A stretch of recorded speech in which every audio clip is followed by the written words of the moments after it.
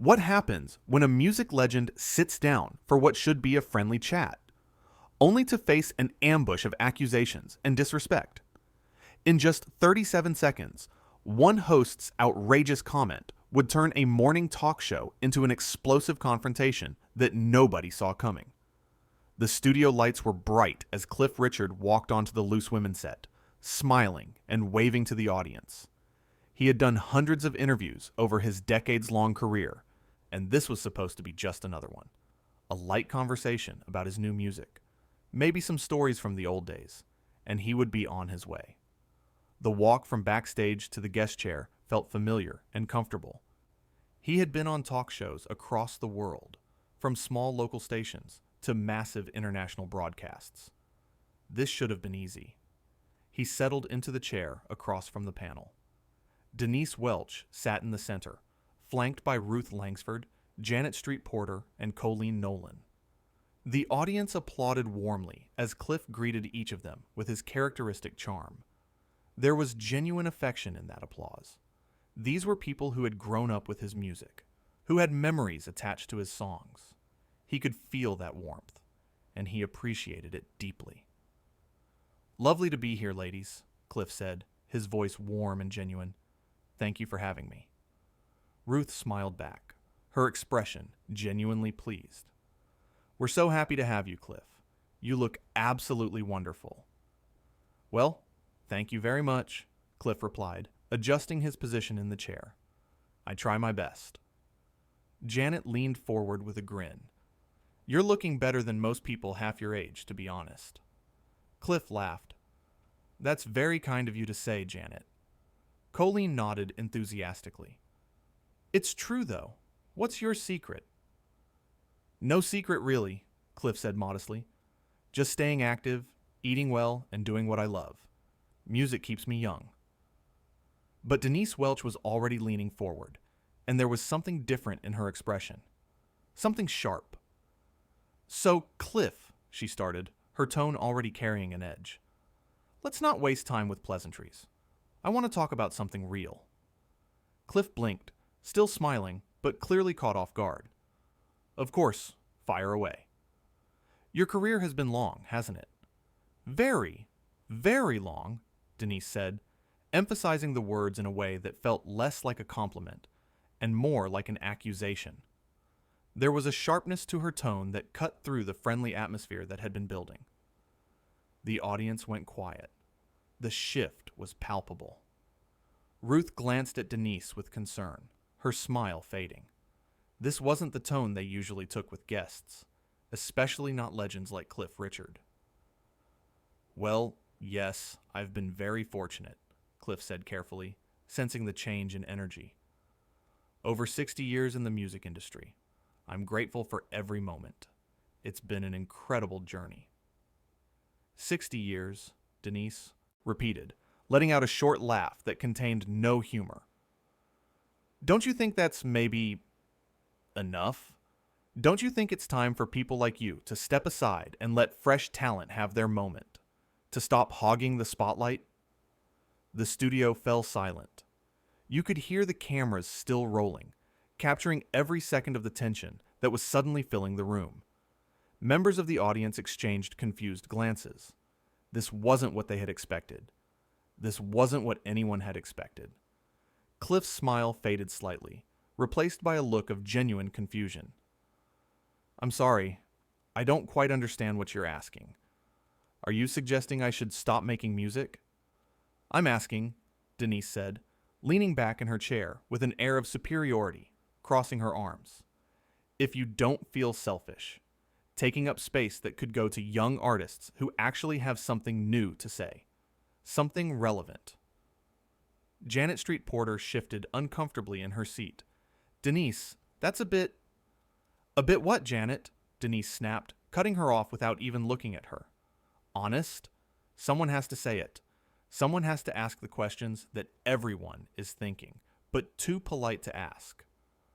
"I don't think everyone is thinking that," Janet countered, her voice firm. "I think that's just you." Cliff remained composed, though anyone could see the hurt beginning to show in his eyes. He took a breath before responding. I believe there's room for everyone in music. It's not a competition where one person's success means someone else's failure. I've always supported new artists. I've mentored young singers. I've collaborated across generations. I've championed fresh talent whenever I could. Music should bring people together, not divide them by age. Oh, please, Denise interrupted, waving her hand dismissively, as if swatting away his words. Spare us the saint act. You're clinging to relevance. That's what you're doing. It's actually quite sad to watch, if I'm being honest.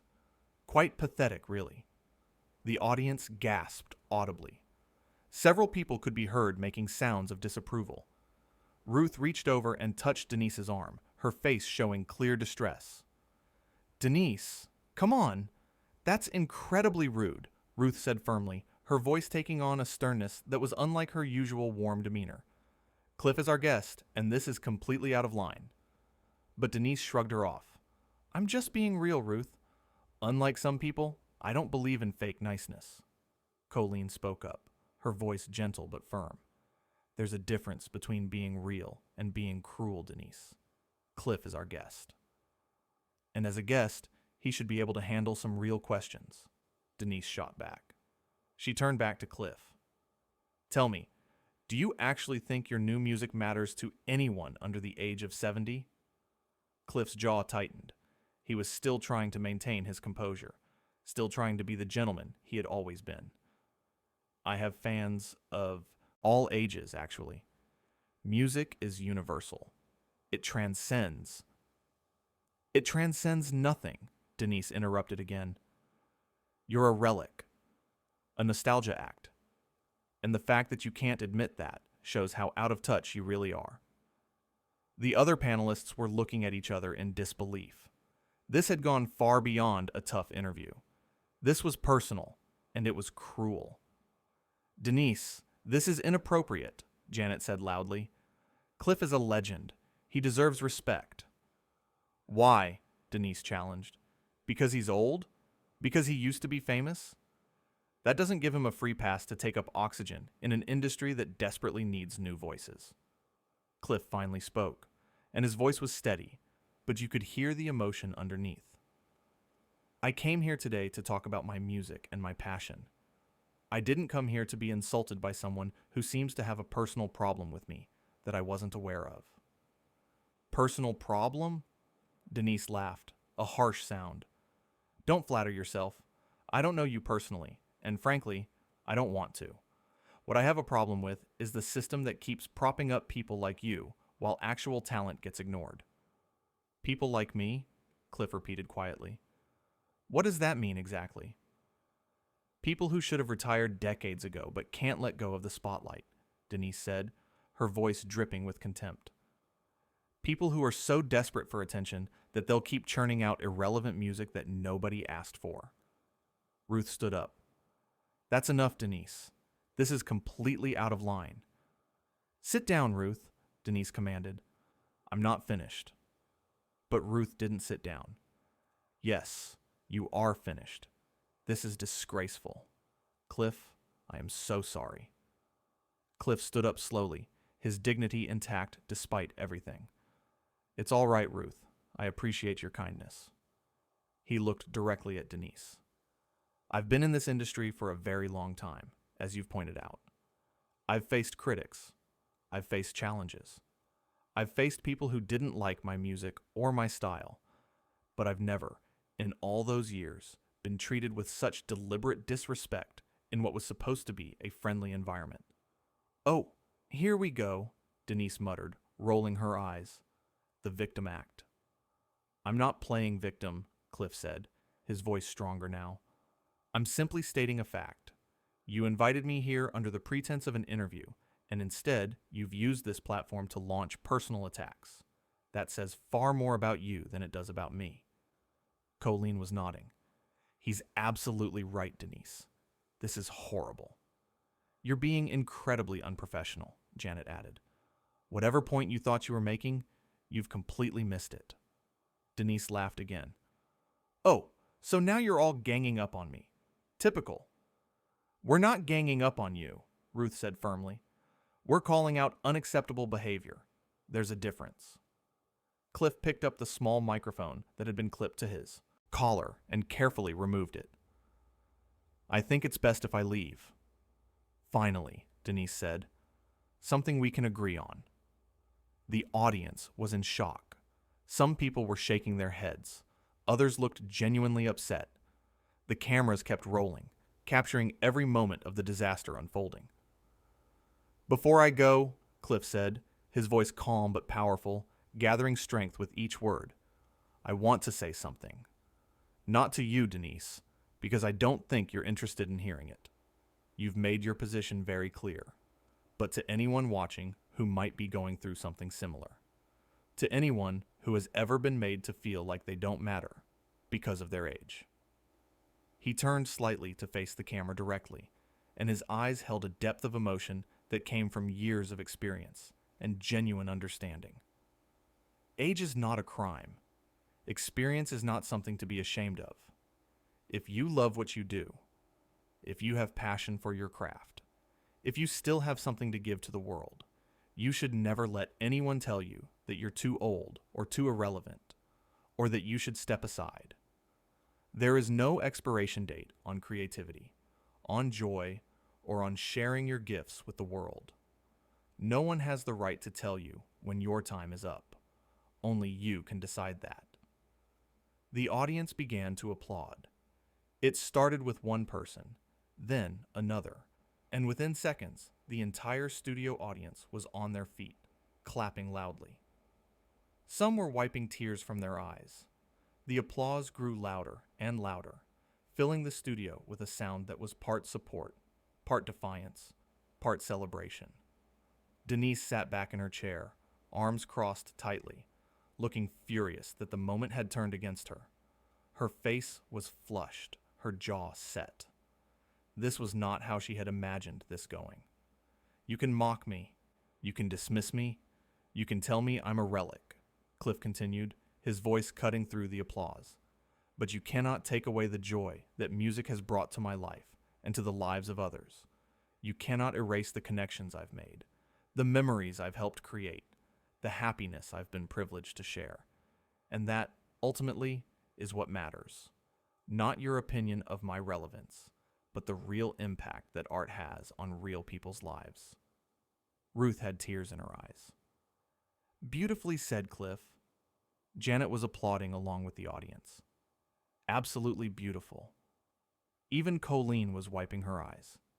You're a class act, Cliff. Always have been. But Denise wasn't done. She couldn't help herself. Even as the audience applauded Cliff, even as her fellow panelists showed their clear disapproval, she had to get the last word in. It was as if she couldn't bear to let him leave with dignity. Oh, please, this is so melodramatic. You're acting like I committed a crime. All I did was ask some tough questions that needed to be asked. If you can't handle a bit of honesty, if you can't take some real criticism, maybe you really are past your prime. Maybe you've been surrounded by yes people for so long that you've forgotten what real feedback sounds like. That was the moment. That single comment was the breaking point. It was one insult too many, one dismissal too far. Cliff stopped walking. He turned back slowly, and when he looked at Denise, his expression was not one of anger. It was something deeper. It was disappointment mixed with pity. The difference between tough questions and cruelty is intention, Denise. And the difference between honest feedback and personal attacks is respect, Cliff said, his voice quieter now, but somehow more powerful for it. Your intention from the moment I sat down was to humiliate me, not to have a conversation, not to explore ideas, not to challenge me intellectually, just to hurt me. I don't know why. Perhaps you're dealing with something in your own life that's making you lash out at others. Perhaps you thought this would make you seem bold or brave. But whatever it is, whatever is driving this hostility, I hope you find peace with it. Because this kind of bitterness, it doesn't hurt me as much as it hurts you. He turned to the other panelists. Ruth, Janet, Colleen, thank you for your kindness. It means a great deal. Then he looked at the audience. "And thank you for your warmth. I won't forget it." He began to walk off the set. "Wait!" a voice called out. It was one of the producers, rushing onto the stage. "Cliff, please wait." But Cliff kept walking, his head held high. The producer turned to Denise, and even though the microphones didn't pick up the exact words, viewers could see the angry conversation happening. The producer was gesturing wildly, clearly upset, his face red with anger or embarrassment, or both. Denise sat stubbornly in her chair, shaking her head, refusing to back down even now. It was a standoff happening in real time, visible to everyone watching. Ruth spoke into the camera, trying to regain some control of the situation. Her voice was shaking slightly. "I think we need to take a break. This has been very difficult, very unexpected. I apologize to everyone watching." "Difficult?" Janet said loudly, not caring that they were still on air. "It's been a disgrace, an absolute disgrace. Denise, you should be ashamed of yourself. Truly ashamed." "I'm not ashamed of anything," Denise retorted, her voice defensive now. "I stand by every word I said. Every single word. Someone needed to say it." "No," Janet replied sharply. "Nobody needed to say it because it wasn't true. It was cruel, and it was uncalled for, and you know it.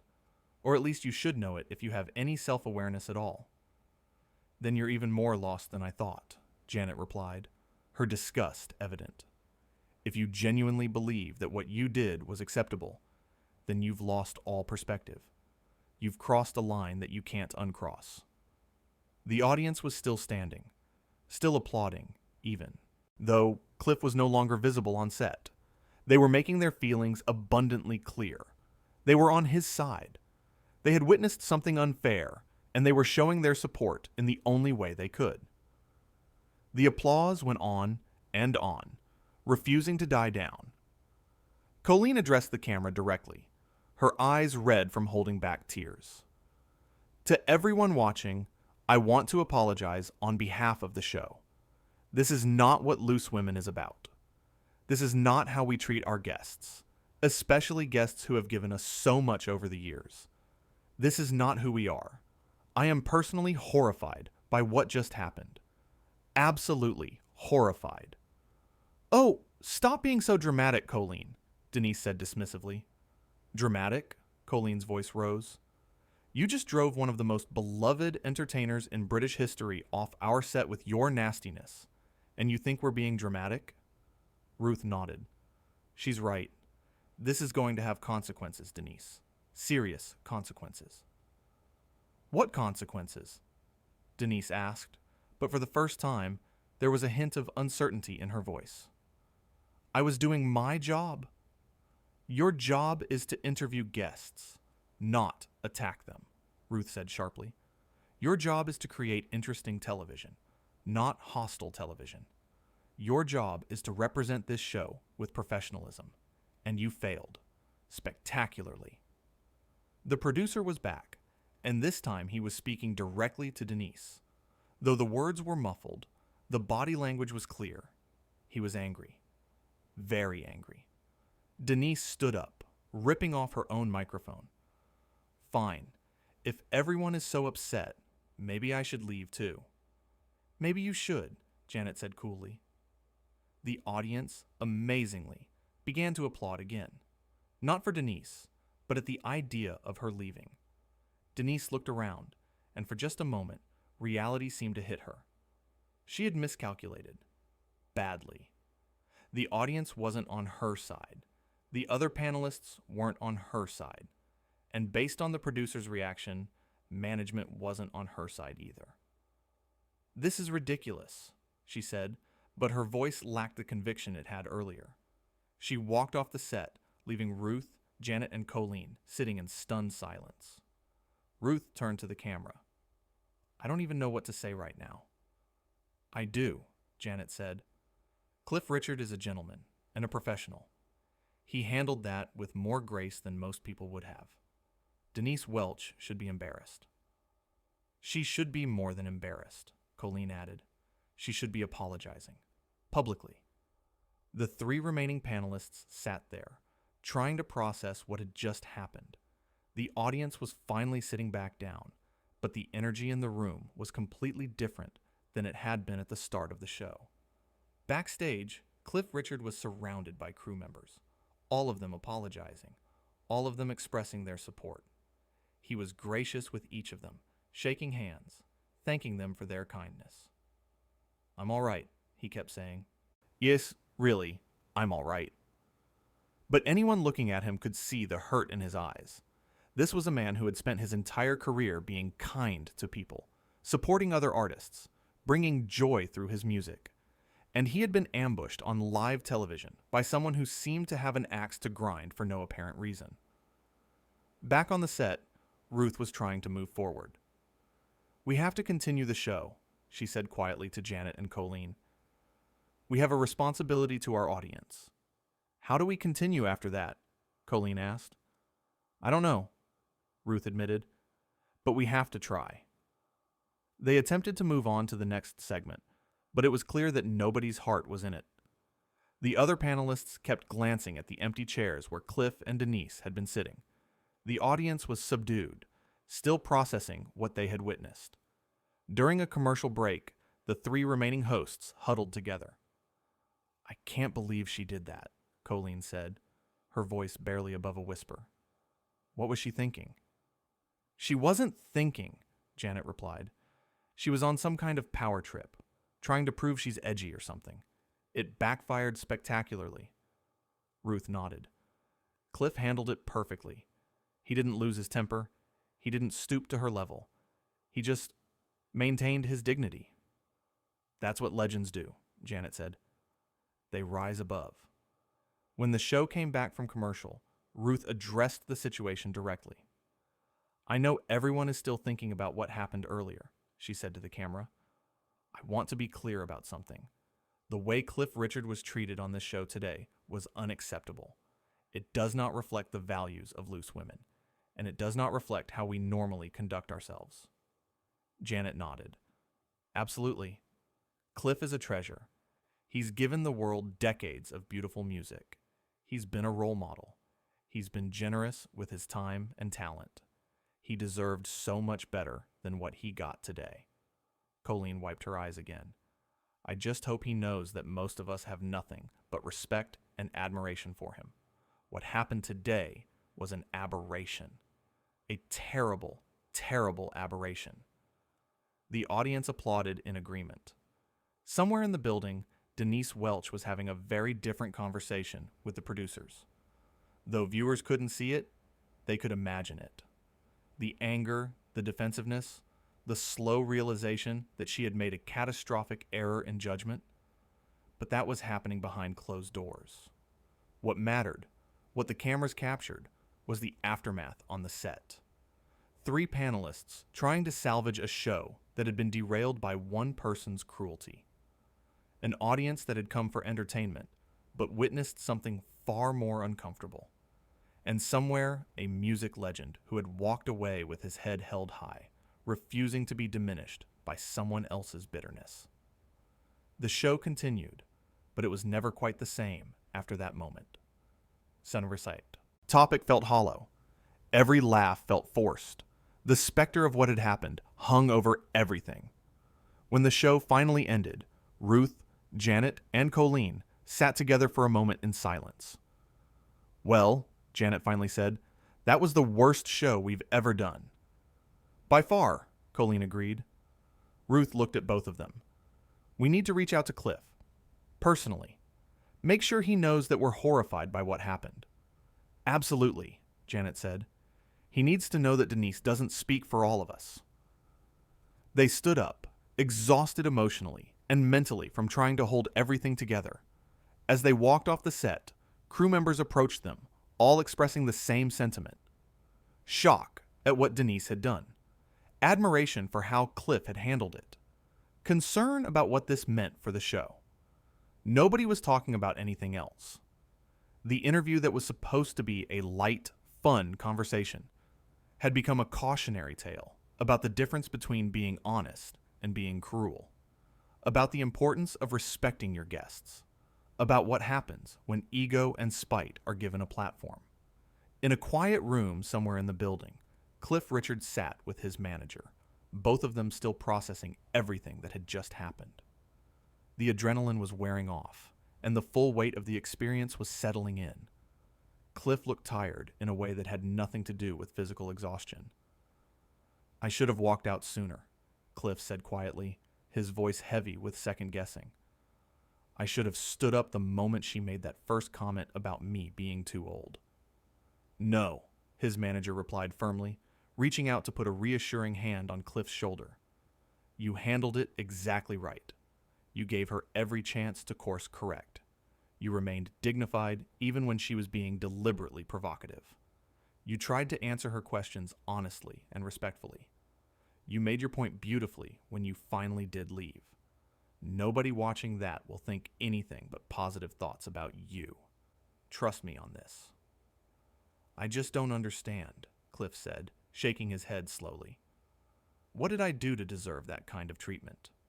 I've met Denise before, briefly, at industry events. We were never friends, but I thought we were cordial. Professional. Where did that hostility come from?" "Nothing," his manager said emphatically. "You did absolutely nothing. That was all about her. Her issues, her insecurities, her need to create drama or prove something. You were just the unfortunate target. You could have been anyone. She was looking for a fight, and you happened to be in the chair." Cliff nodded slowly, letting the words sink in. "I've been doing this a long time. Decades.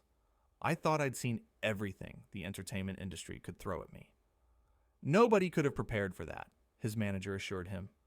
"That wasn't an interview. That wasn't even bad journalism. That was a personal attack disguised as questions. There's no handbook for dealing with that kind of ambush." They sat in silence for a moment. "The speech you gave before you left," his manager finally said, "about age not being a crime, about passion having no expiration date. That was powerful, Cliff. That's going to resonate with a lot of people." Cliff managed a small smile. "I meant every word." "I know you did. That's why it was so powerful." Back in the studio, the producers were having emergency meetings. Multiple phone calls were being made simultaneously. Damage control was being discussed in urgent, hushed tones. Publicists were being consulted. Legal was being brought in. But the damage was already done. The moment had been broadcast live to thousands of viewers. Thousands of people had watched it happen in real time, unfiltered and raw. There was no taking it back, no editing it out, no pretending it hadn't happened.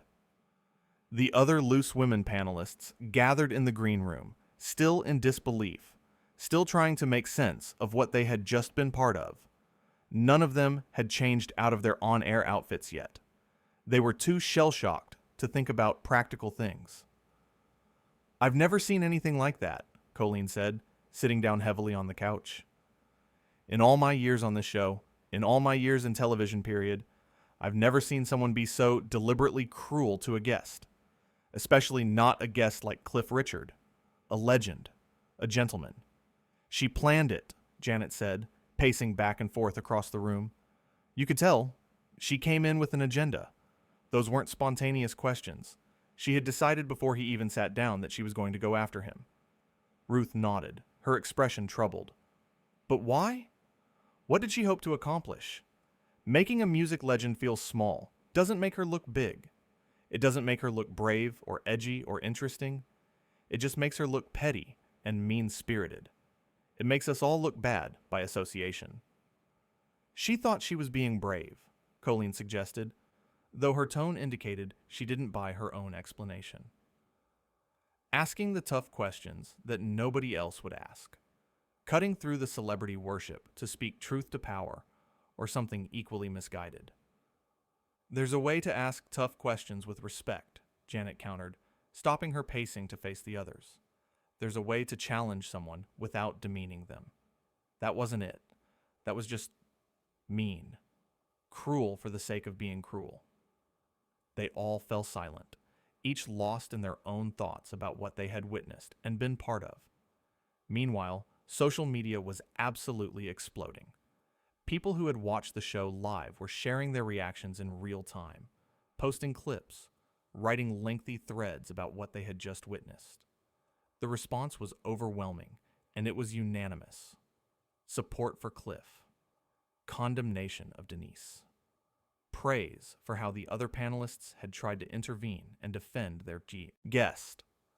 The hashtag started trending almost immediately, shooting to the top of the charts within minutes.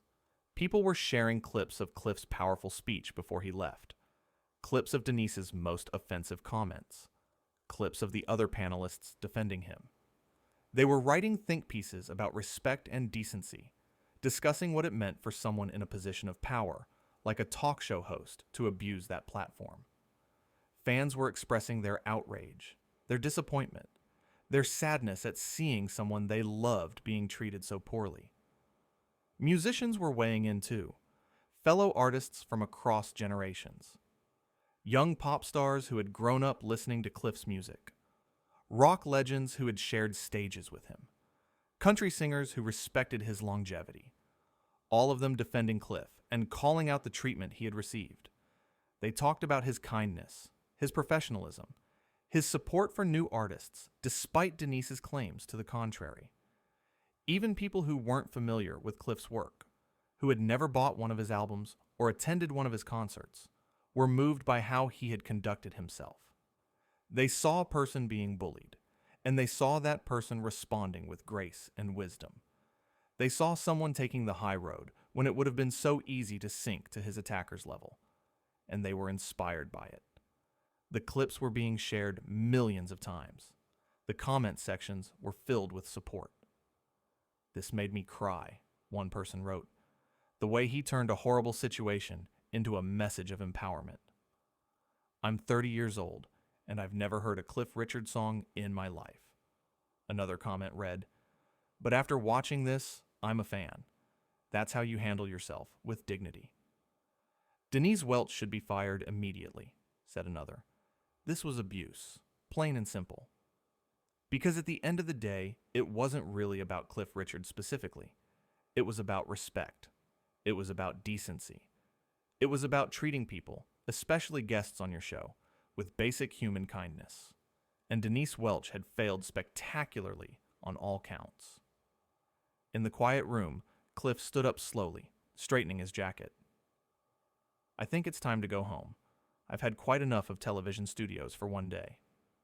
His manager nodded understandingly. "I'll get the car. Do you want to leave through the back exit? Avoid any potential press?" Cliff considered this for a moment, then shook his head. "No, I'll walk out the front door like I walked in. I have nothing to hide and nothing to be ashamed of. Let them see me leaving with my head up." His manager smiled with pride. "That's the spirit. That's the Cliff Richard I know." As Cliff walked through the corridors of the studio building on his way out, staff members stopped what they were doing. Sound engineers, camera operators, makeup artists, assistants, security guards, they all paused. Some applauded quietly, respectfully. Some reached out to shake his hand, to pat him on the shoulder. Some just nodded with expressions of solidarity and respect. Every single one was on his side. Not a single person defended what Denise had done. "You were brilliant, Cliff," one young camera operator said, his voice full of genuine admiration. "Handled that perfectly," a makeup artist added. "She was completely out of line," a producer said, making sure Cliff heard him. He smiled at each of them, shook every extended hand, thanked them sincerely for their support, and continued on his way with quiet dignity. Because that's who Cliff Richard was. That's who he had always been. Gracious, kind, professional, respectful to everyone from the biggest stars to the crew members who made the shows possible. Even in the face of undeserved hostility, even when he had every right to be angry or bitter, he chose grace. The door closed behind him, and he was gone. But the impact of what had happened would last much longer. In meeting rooms and offices, conversations were being had about standards and conduct, about what was acceptable and what crossed the line, about the responsibility that comes with having a platform. The three remaining panelists sat together one last time before leaving for the day, exhausted emotionally and mentally. The day had started like any other and had turned into something none of them would ever forget. "Tomorrow is going to be interesting," Ruth said quietly, staring into her cup of tea without really seeing it. "The press will be all over this. The headlines, the think pieces, the analysis." "That's an understatement," Janet replied, rubbing her temples. "This is going to be the biggest story in entertainment news, probably for weeks." Colleen looked at both of them with determination. "Whatever happens, we stick together. We tell the truth about what we saw and what we felt.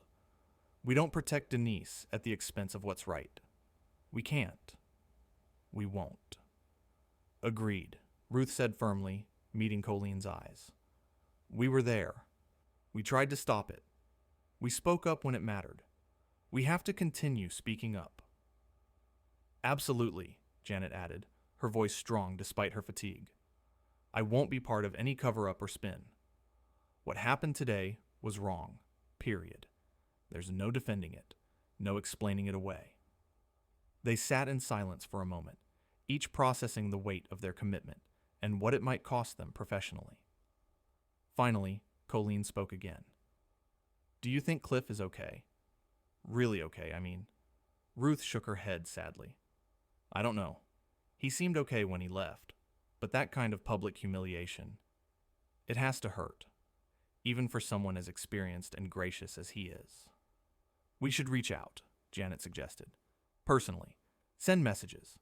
Let him know that today doesn't represent all of us." "Yes," Ruth agreed immediately.